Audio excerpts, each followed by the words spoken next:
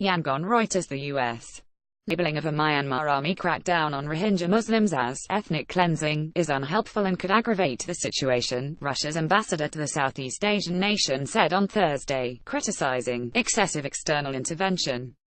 A Rohingya refugee stands outside her makeshift shelter at Hakim Para refugee settlement near Cox's Bazar, Bangladesh, November 21, 2017.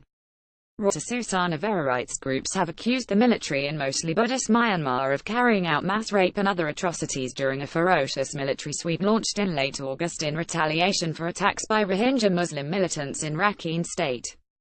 That drove 620,000 Rohingya refugees, many traumatized with gunshot wounds and burns, to flee to Bangladesh, joining hundreds of thousands who have sheltered there for years after previous spasms of violence in the former Burma.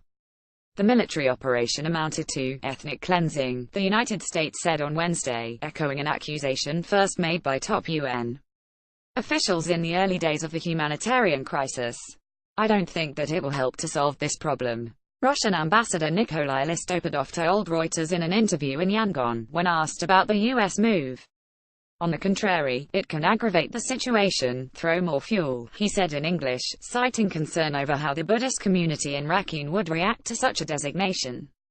This month, Russia and China agreed to a UN Security Council statement urging Myanmar to ensure no further excessive use of military force, and expressing grave concern over reports of human rights violations, but they have opposed tougher steps and further pressure on Myanmar. We are against excessive external intervention, because it won't lead to any constructive results, Listopadov said. Just pressure and blaming and accusing it simply won't work. On a visit to Myanmar last week, U.S.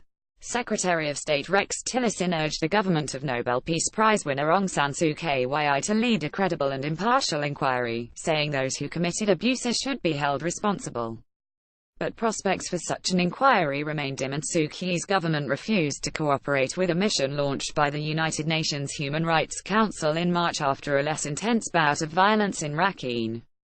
The so-called independent investigation demanded by Tillerson was absolutely out of the question for Myanmar, Listopadov said. It's absolutely not acceptable for the Myanmar side. It will never accept it. It won't work. It's counterproductive, said Listopadov. Independent investigation means international investigation. No, it's not acceptable.